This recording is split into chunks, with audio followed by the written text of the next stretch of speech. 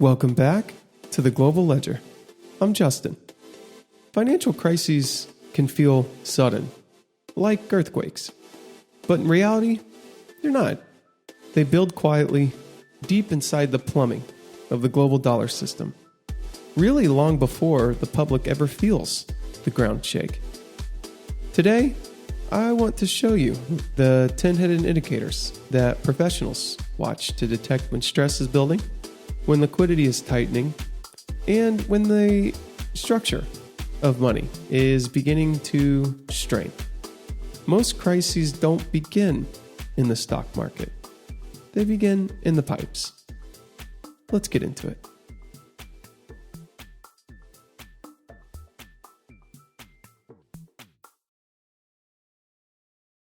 If you've been listening to this series, you already know the foundation.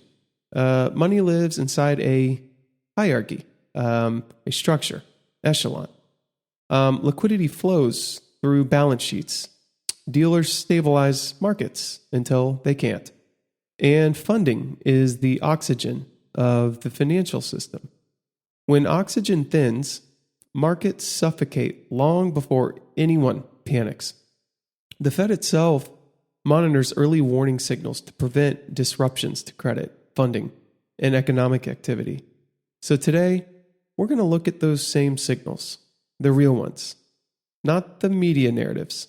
So in order to do that, I think we need to talk about the Fed's balance sheet. So every Thursday, the Fed releases the H.41 report. This is a blueprint of liquidity in the system. If you see sudden jumps in discount window borrowing, emergency lending facilities, repo operations, central bank swap lines, that's stress. When these categories expand fast, it means someone, somewhere, can't get funding in private markets. The Fed is the backstop, and when the backstop is activated, the pipes are already leaking.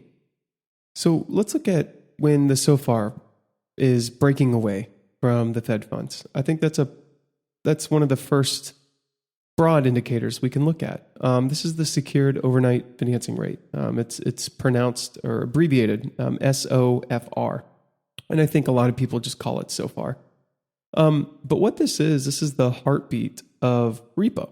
So when SOFR trades above the Fed funds target, this could mean a collateral shortage, right? So if it starts to trade below the Fed funds target, too much cash hiding in safety.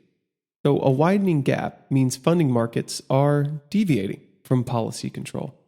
Crises begin in those deviations. Another one to look at would be the ONRRP usage. This is overnight reverse repo purchases, and sudden spikes or sudden collapses in this. This is the ONRRP is typically how it's abbreviated, is the Fed's overnight safe harbor. So there's two dangerous signals.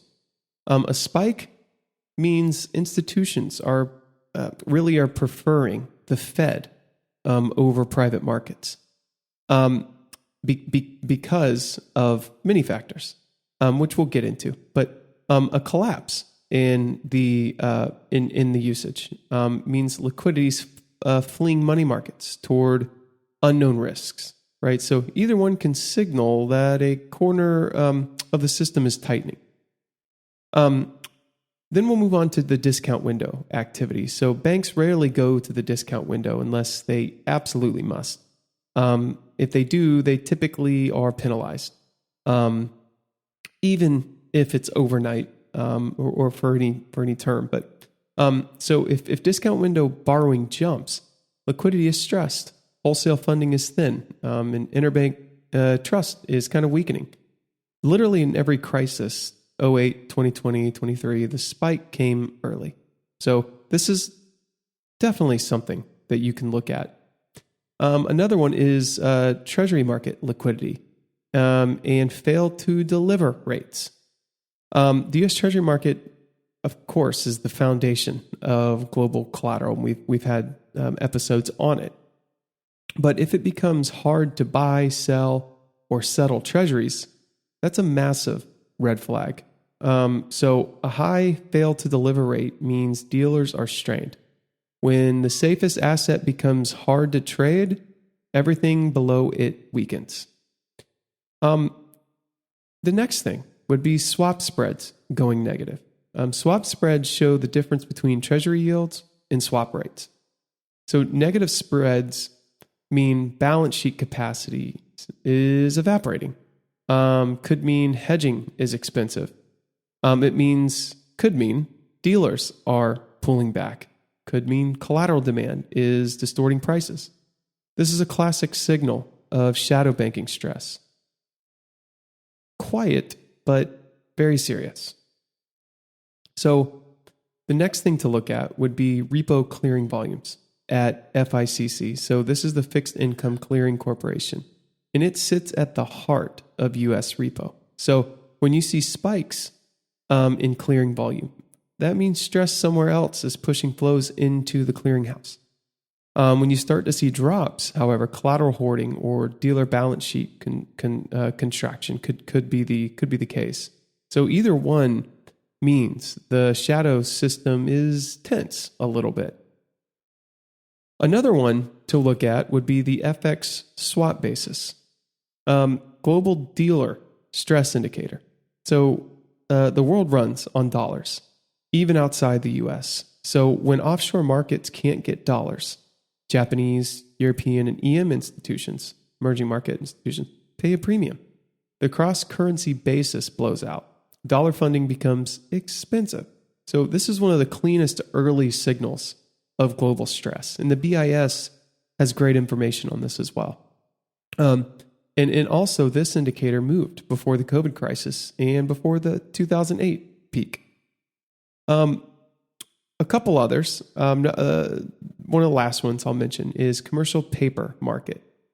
Corporations roll billions of dollars of short-term funding every single day. So if commercial paper spreads explode or issuances start to collapse, companies can't roll debt. Liquidity, will begin to freeze, and payrolls and inventories start to become vulnerable.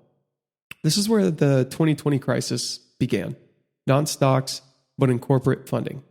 Another one I don't hear talked about too much would be maybe early stress in the Beige Book. This is the Fed's qualitative report on conditions across all 12 districts.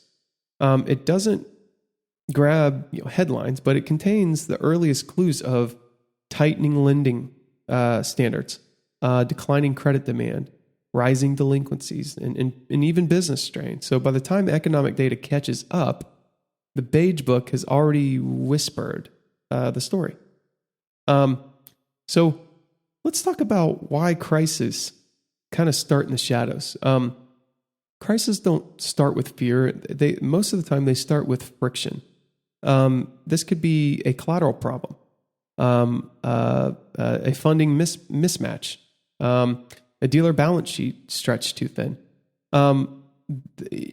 The hierarchy of money falters at the bottom long before it cracks at the top. And when lower level promises start to weaken, everything begins climbing towards safety.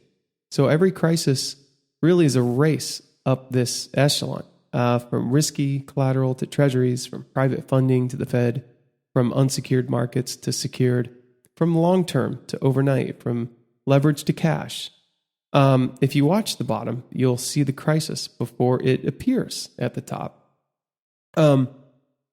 So here's the best part, I think. So you don't really need special access. So you can track all 10 of these indicators through the Federal Reserve's H.41 release, the New York Fed's market data page, the BIS and IMF dashboards are some. You can track these indicators through Treasury market liquidity metrics, through public repo rates, the Beige Book, and Fred data on commercial paper and dollar funding. Professionals don't have, secret information too much. They just know where to look. And I hope you do too as well. So what we want to take away from this is a crisis is never random. It's never sudden. It's never, out of nowhere. The signals are always there in funding and collateral and in the plumbing of the dollar system. And if you want to watch the pipes instead of the prices, you'll see what most people miss. And that's why this show exists. Hoping to provide you with the information that you can use to maybe catch on to those and start learning and start watching these. Even if you looked at one or two of the list out of the 10 that we went over, just start looking at one. You'll look at it every day.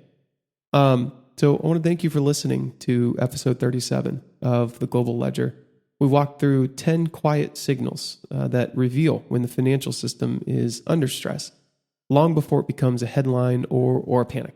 In the next episode, we're going to zoom out and explore how crises actually end. What's the mechanisms here? The interventions and the balance sheet resets that restore stability. So once again, I'm Justin, and thanks for being here.